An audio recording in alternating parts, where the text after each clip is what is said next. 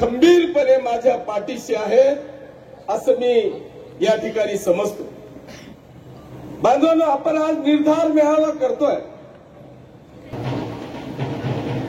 शिवसेनेचे सर्व सन्माननीय नेते असतील, आपल्या शिवसेनेचे आदरणीय मुख्य नेते असतील, माजी मुख्यमंत्री महोदय असतील, या सगळ्यांच्यामध्ये सगळीकडे युतीची चर्चा चालू असताना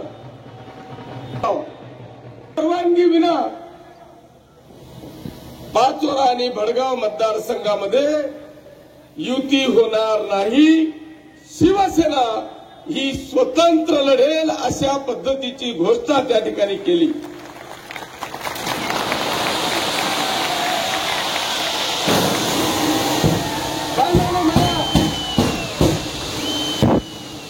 आत्मविश्वास होता.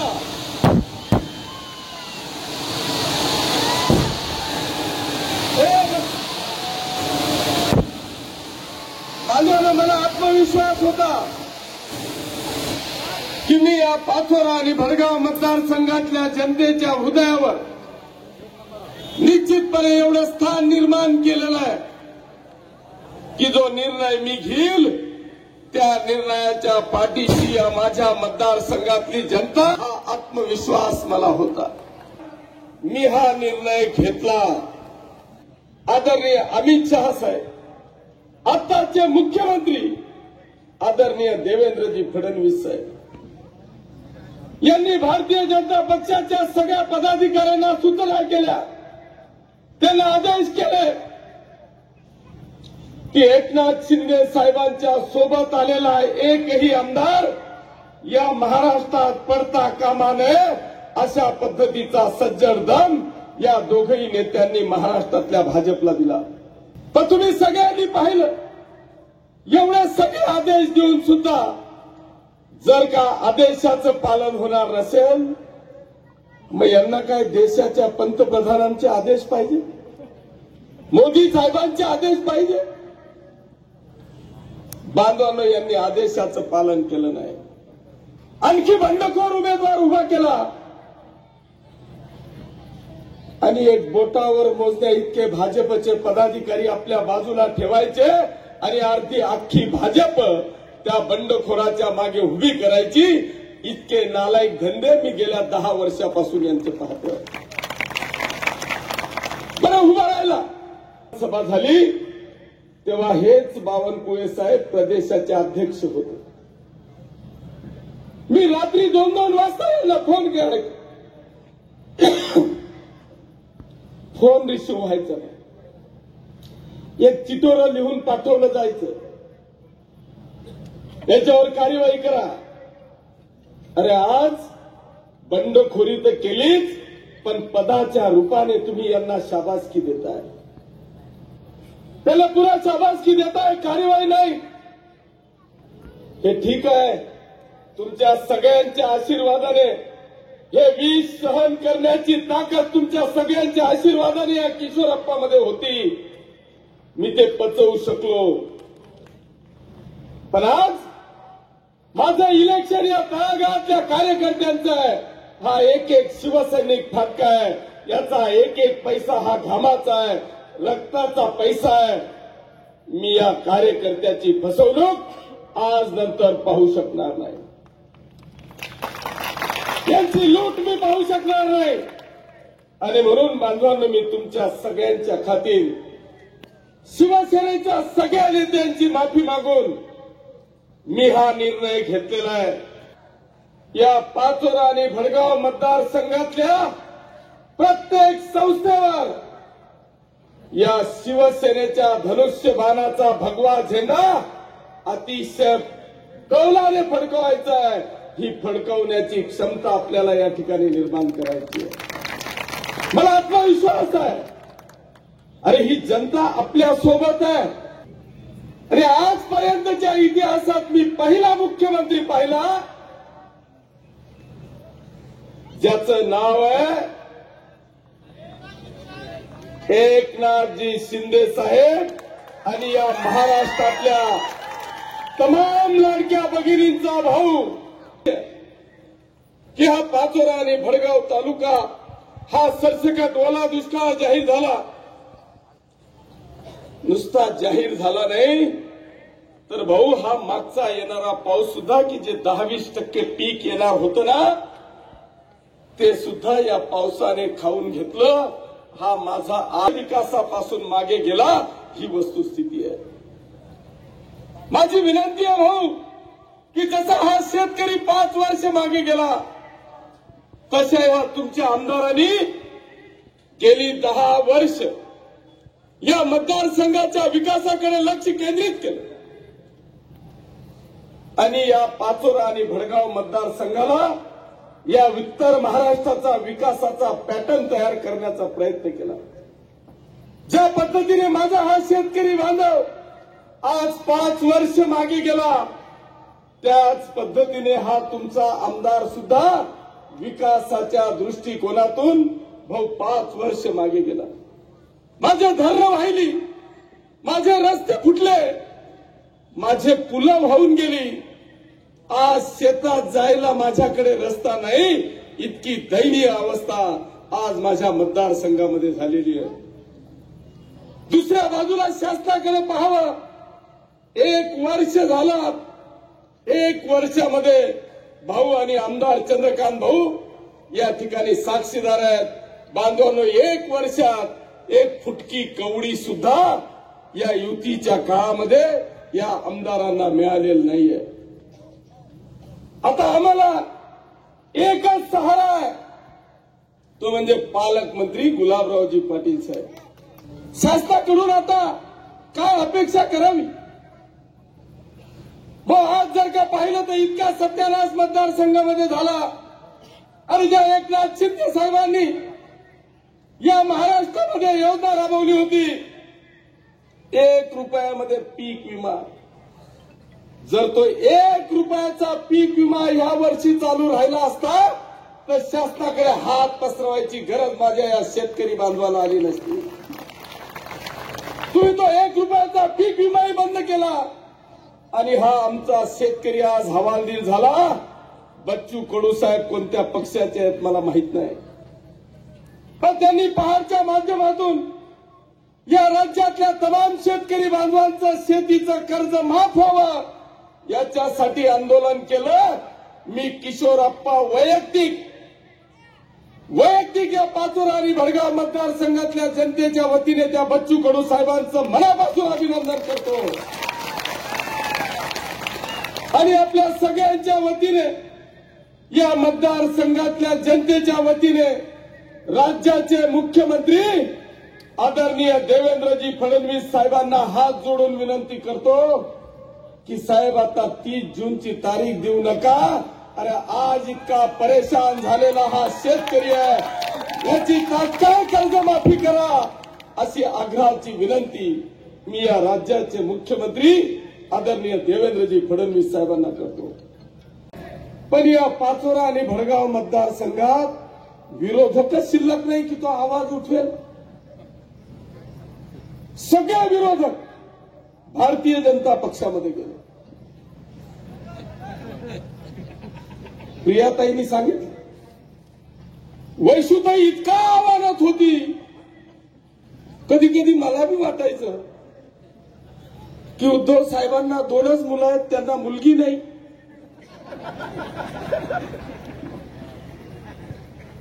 त्या उद्धव साहेबांनाही वाटत असेल की काय प्रेम माझ्यावर करते ही मुलगी. जर ही माझी मुलगी असती तर काय झालं असतं. पण 9च महिना इलेक्शन झालं 9च महिना डायरेक्ट रवाना. अरे माझ्यावर गद्दारीचा आरोप करणारी वैशुताई, अरे तुला या मतदारसंघातल्या जनतेने तू 100% गावं अजूनही पाहिलेली नाही आहेत. जनता तर सोड, गावं सुद्धा पाहिलेलं नाही तरी सुद्धा तुला त्या तात्या साहेबांच्या प्रेमापोटी शिवसेनेमध्ये भावनिक होऊन त्या ठिकाणी राहिलेल्या काही शिवसैनिकांच्या प्रती तात्या साहेबांवर प्रेम करणाऱ्या काही व्यक्तींच्या प्रती तुला 60,000 वोटिंग मिळाली. 60,000. मी तर गद्दारी केली नाही. मी शिवसेनेत होतो, शिवसेनेत आहे आणि शिवसेनेच्या भगव्या झेंड्यातच मरेल. ही आमची सगळ्यांची ताकद आहे. वैशिताई तू केली, अरे जाताना एकटी गेली. आमची ती जुनी उभाठातली शिवसेना भाऊ, जर बोटावर मोजण्या इतके 2-3 सोडले ना, तर 99% उभाठातली शिवसेना आता शिंदे साहेबांच्या शिवसेनेत या किशोरप्पांच्या प्रेमाखातीर आपल्या सगळ्यांच्या आशीर्वादाने आली. तीच परिस्थिती दिलीप भाऊची झाली. मला तर त्या माणसाचं कळतच नाही. अरे कैलासवासी अप्पासाहेब ओंकार वाघांनी, अरे या जळगाव जिल्ह्याची नाही, खानदेशची एक मुलुक मैदान तोफ होती. शेतकऱ्यांसाठी धोतर खेचून सिंगाला हातात धरण्याची ताकद आमच्या अप्पासाहेबांमध्ये होती. समाजवादी विचारसरणी होती. अरे त्यांनी आयुष्यात भाजप कधी डोक्यात ठेवलं नाही. भाऊ तुम्ही भाजपमध्ये चालले गेले, पण तुमचा अनुभव या मतदारसंघातल्या जनतेला चांगला नाही. ते पवार, शरद पवार असो का अजित पवार असो, हे केव्हा कोणावर गुगली टाकतील हे महाराष्ट्राला अजून बी कळलेलं नाही. पण मानावं लागेल आमच्या दिलीप भाऊला, त्यांनी या दोघा पवारांना उल्लू बनवलं. आम्हाला समजलंच नाही शेवटपर्यंत कोणत्या पवाराकडे, शेवटपर्यंत समजलं नाही भाऊ. अजित पवारकडे बी तेच ना 2-4, शरद पवारकडे बी तेच ना 2-4. बरं इथपर्यंत ठीक आहे, भाजपमध्ये गेले. बरं अजून जास्त दिवस झाले नाही, 1च वर्ष झालं विधानसभेला. या मतदारसंघातली जनता त्या अनुभव अजून विसरू शकले नाही. भाऊ सकाळी 4 वाजता डायरेक्ट दुकान बंद, राष्ट्रवादीचे दिलीप भाऊचे कार्यकर्ते हातबंद. सैरावैरा झाले बिचारे. 4 वाजता फोन बंद, दुकान बंद.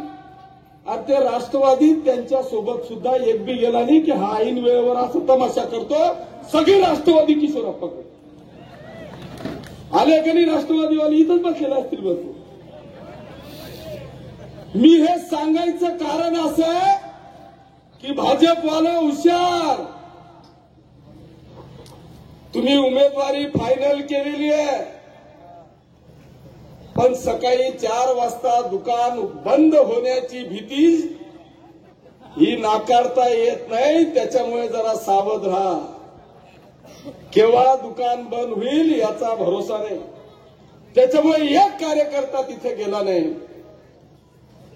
पण नशीब दिलीप वाघ पैशांच्या बाबतीत एकदम नशीब काढून आले.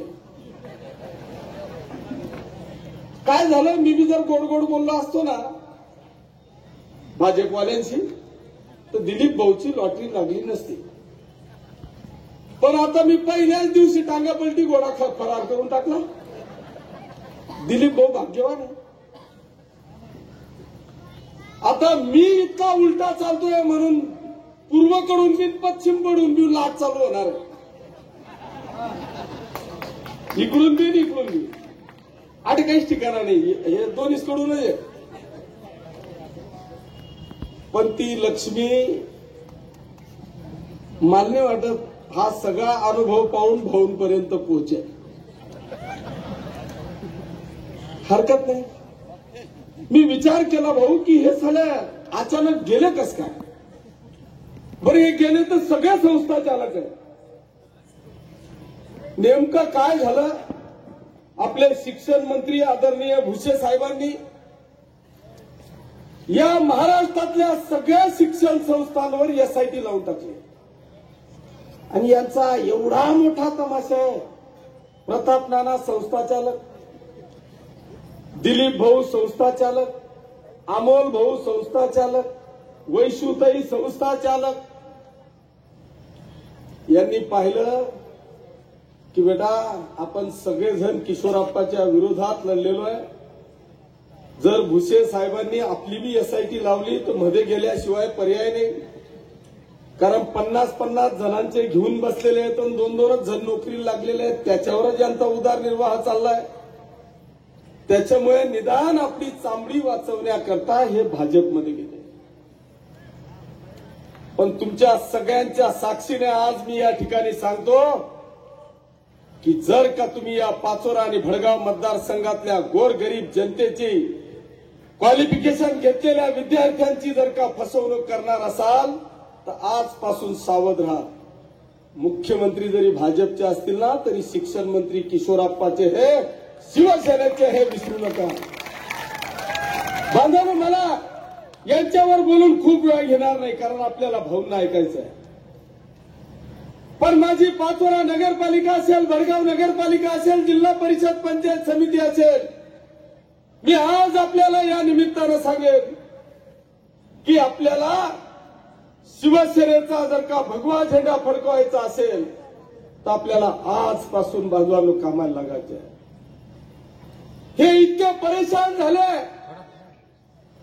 की भाऊ जरी सगळेच्या सगळे एकत्रित आले ना, यांना सगळ्यांना विचारून घ्या जर किशोरप्पा खोटं बोलेल तर, की यांचा उमेदवार भेटत नाही आणि मला इतका डोकावतात जेव्हा कोल्हे तेव्हा ते समजत नाही.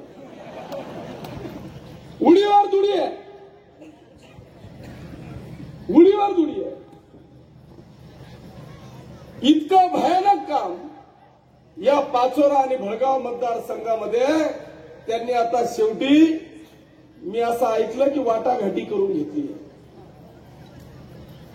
एक झेडपी गट तूच खर्च कर, तूच उमेदवारले दे. हे सगळेजण म्हणतात आमना पकाय आम्ही पहिलेच खर्ची सनपडी जायले, आम्ही कथाही टाकू. हा सगळा तमाशा या ठिकाणी चाललेला आहे. बांधवांनो, माझी या ठिकाणी सगळ्या इच्छुक उमेदवारांना, नगरपालिका असेल, जिल्हा परिषद पंचायत समिती असेल, सगळ्या उमेदवारांना माझी हात जोडून नतमस्तक होऊन या ठिकाणी विनंती आहे. अरे आपण एक आहोत. हा आपला एक परिवार आहे. एक जत्र्याने काही देव म्हातारा होतो का? आणि नशीब माझं राहितो कोणी टाळू शकस का? किशोरप्पांनी कधी स्वप्नात पाहिलं होतं का? अरे यार, मी मनामना शिट्ट्या वाजत फिरू. तिसऱ्यांदा आमदार होऊन गेला तुमचा किशोरप्पा. कधी स्वप्नात पाहिलं होतं का? आपला राजकारणाला काहीच संबंध नव्हता, पण डायरेक्ट 3 वेळा आमदार. या मतदारसंघाचा इतिहास केला. माझ्या नशिबात होतं. आणि जर भविष्यातही असेल ना तर कोणीच थांबवू शकणार नाही. त्याच्यामुळे माझे हात जोडून विनंती आहे, मी भाजप सारखं करणार नाही. 5 वर्ष अकलपट्टी करीन. सगळे मला विश्वास आहे की माझा एक सुद्धा कार्यकर्ता मला आजपर्यंत सोडून गेलेला नाहीये. या पाचोरा आणि भडगाव मतदारसंघातला एक कार्यकर्ता येऊन सांगू शकत नाही की या किशोरप्पांनी माझी फसवणूक केली आणि म्हणून मी किशोरप्पाला सोडतोय. असा एक कार्यकर्ता ज्या दिवशी सांगेल ना त्या दिवशी हा किशोरप्पा राजीनामा देऊन टाकेल. हो, एवढा आत्मविश्वास कमवलेला आहे. त्याच्यामुळे मी माझे हात जोडून आपल्याला विनंती आहे, मी अशी 5 वर्ष बडतर्फी करणार नाही. माझं सहन केलं. माझ्या वेळेस अनेक उबाठाचे नावं घेत नाही, पण सगळ्यांना माहिती आहे. अरुण पाटील असतील, गणेश अण्णा असतील, जेवढे उबाठाचे राष्ट्रवादी पाटा पाडला होता का? पण मी सगळ्यांना घेतला कारण मला पक्ष भरवायचा आहे. पण मग त्या विरोधक राहायवर काय मन पूजा करतील तो, मला गायन देतील तो. आपण ते मान्य केलं. ते भावनेच्या भरात तिकडे थांबले होते. आज त्यांना पटलं. जेव्हा वैशुताई तिकडे गेली ना, अरे त्यांनी सांगितलं, तिने बोलवलं की आता माझ्या सोबत या. अरे ज्या भाजपशी आमचं आयुष्यभर जमलं नाही, ज्यांनी आयुष्यभर आमच्याशी गद्दारीच केली, त्यांच्याबरोबर तू आम्हाला बोलवते. मग त्या किशोरप्पांनी आमचं काय वाकडं केलं होतं अशा पद्धतीचं उत्तर देणारे हे आमचे नेते आहेत. मग एकटीच काही झेंडावर पंढरपूर करत कोणीच नाही. पण मी आज बांधवांनो, या किशोरप्पांनी सहन केलं. या सगळ्यांना पुन्हा शिवसेनेत घेतलं. पण इथे आज माझी प्रतिष्ठा आहे. इथे मी महाराष्ट्रातला पहिला आमदार आहे. हा निर्णय घेणारा उद्या माझं काय होईल मला माहित नाही. पण मी हे माझ्या शिवसैनिकांकरता घेतलेला हा निर्णय आहे. माझा हा तळागाळातला शिवसैनिक आहे, त्याला मी उमेदवारी देणार आहे. इथे कुठल्याही भावना चालणार नाही आहे. इथे विजयाचं गणित मी पाहणार आहे. इथे पाचोरा भडगाव मतदारसंघामध्ये जिल्हा परिषद नगरपालिका सगळा सर्वे होणार आहे. कदाचित एखादी चूक सुद्धा माझ्याकडून होऊ शकणार आहे. पण माझी हात जोडून विनंती आहे की बांधवांनो, ज्याच्यावर अन्याय होईल, ज्याला कदाचित उमेदवारी मिळणार नाही, त्याला 100% न्याय देण्याचं काम हा किशोरप्पा येणाऱ्या काळामध्ये करेल अशी ग्वाही देत असताना या ठिकाणी मी कधीच दम दिलेला नाही. पण आज थोडासा दम बी देतोय की बांधवांनो, जर का माझ्या शिवसैनिकाच्या विरोधात जर का एकाने बंडखोरी केली ना, तर अजून 4 वर्ष किशोरप्पाचे. मी खरंच सांगतो, मी देवास शपथ, मी कार्यक्रमात लाईटाक सुद्धा ना, कारण हे किशोरप्पा करता नाहीये, हे तुमच्या माझ्या तळागाळातल्या माता भगिनी कार्यकर्त्यांकरता. अरे तुम्ही फक्त गावात जा, जनता 100% आपल्या सोबत आहे. फक्त तुम्ही विश्वासात घ्या. सगळ्या कार्यकर्त्यांना विश्वासात घ्या. माझे हात जोडून विनंती आहे की यांनी 100%, कारण हे पंचवार्षिक आपल्या सगळ्यांच्यासाठी प्रतिष्ठेची आहे. यांच्या जो उमेदवार नाही हा करून बसलेले आहेत. कारण भाजप इतकं खतरनाक आहे, आपल्यापेक्षाही जास्त अमोल भाऊ सांगू शकते. अरे त्या अमोल भाऊचा इतका मोठा कार्यक्रम लावला, 10 वर्ष बिचारा अपक्ष माझ्या विरोधात लढला. दिलीच 2-5 कोटी, पण स्वतःचे तर 10-20 कोटी गेले ना. अरे प्रत्येक गुलाब बाजूला ठेवा, पण सगळा आमदार देखील असाला प्रत्येक न उतारावर निकाल जागा नाही हो. इतकी वाईट परिस्थिती आहे. अशा परिस्थितीत आता 29 मध्ये त्यांना स्वतंत्र विधानसभा लढायची आहे. स्वतंत्र विधानसभा लढायची आहे.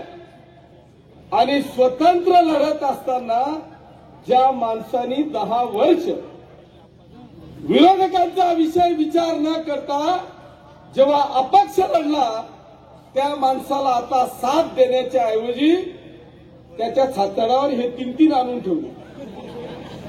इकडून दिलीप भाऊ, इकडून वैशुताई, तिकडून प्रताप नाना भाऊ.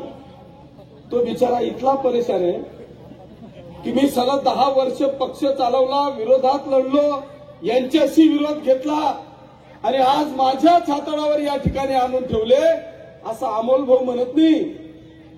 पण त्याचे सगळे कार्यकर्ते म्हणतात, भाऊ त्याचा एक बी कार्यकर्ता तिथं थांबायला तयार नाही. त्यांनी बिचाऱ्यांनी आपल्याकडे प्रवेश करून घेतला. पिंपळगावचा परेश, आता ज्या दादूनी प्रवेश केला ते दादू एक भाजपमध्ये जायला तयार नाही, कारण त्यांनी त्याचाही विश्वासघात केला. इतकी भयानक परिस्थिती बांधवांनो या ठिकाणी आहे. आणि म्हणून मी आता, मला वाटतं जास्त लिहिले का नाही ना, म्हणून बांधवांनो मी जास्त वेळ आपला घेणार नाही. परंतु या निमित्तानं मी आदरणीय भाऊंना आजच्या या कार्यक्रमाच्या निमित्तानं, भाऊला मी माझ्यापेक्षा डबल राजकीय त्यांची कारकीर्द या ठिकाणी झालेली. मला इनमिन्न 25 वरीच आहेत, भाऊना मला वाटतं 40-45 वरीच झाले असतील. अर्ध उडीके शिवसैनिकेच ना पाहिजे. माझी विनंती आहे भाऊ, माझी आज विनंती आहे, तुम्ही काय निर्णय घ्यायचा हा आपला प्रश्न आहे. इथे आता अण्णासाहेब आले ना, नाही, इथे आता अशी परिस्थिती आहे. अरे जळगाव जिल्ह्यात आहे ना, हे सांगता फक्त आपण युती करू, युती करून कवळ पलटी करते ना, त्याचा भरोसा नाही. भाऊ आज जळगाव जिल्ह्याची परिस्थिती अशी आहे की 11 आमदारपैकी 5 आमदार भाजपचे, 5 आमदार शिवसेनेचे, 1 आमदार राष्ट्रवादीचे. शिवसेनेचे 5च्या 5 आमदार हे ग्रामीण मध्ये आहे आणि भारतीय जनता पक्षाचे फक्त 4 आमदार ग्रामीणचे, 1 आमदार जळगाव शहराचा आहे. जर आपण ठरवलं ना 5 आमदारांनी फक्त ठोकादंड,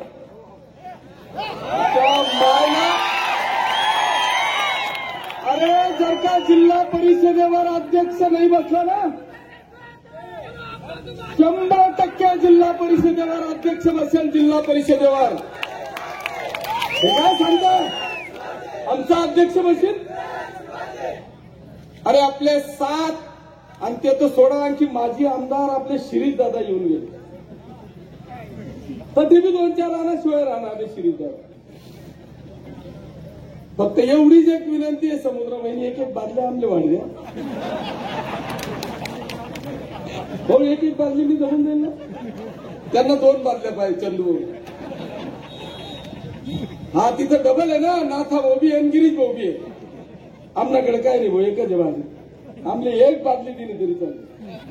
पण खरंच सांगतो, हा मजाकचा विषय सोडा, पण भाऊ खरंच सांगतो, हे सांगता येतं. अरे आमच्या जिल्हा परिषदेवर भाजपचा अध्यक्ष बसीन. अरे ह्या जळगाव जिल्ह्याचा इतिहास होणार आहे फक्त भाऊनी मनोहर लेवलवर.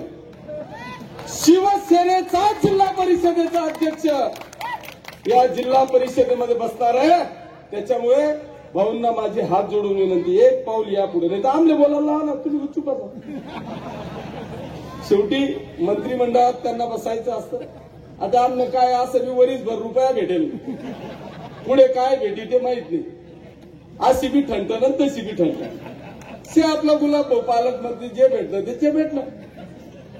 त्याच्यामुळे मला असं वाटतं भाऊ की आपण जर का असा निर्णय घेतला तर 1001% साले या जळगाव जिल्ह्यात शिवसेनेचा भगवा त्या जिल्हा परिषदेवर फडकल्याशिवाय राहणार नाही.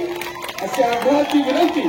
सगळेजण मोठ्या संख्येने या ठिकाणी उपस्थित राहिलात त्याबद्दल आपले सगळ्यांचे मनापासून आभार मानतो. आणि आज मी शेवटचे 2 मिनिटं आपले घेणार आहे. मी जेव्हा कडून नगरपालिका लढवण्याच्यासाठी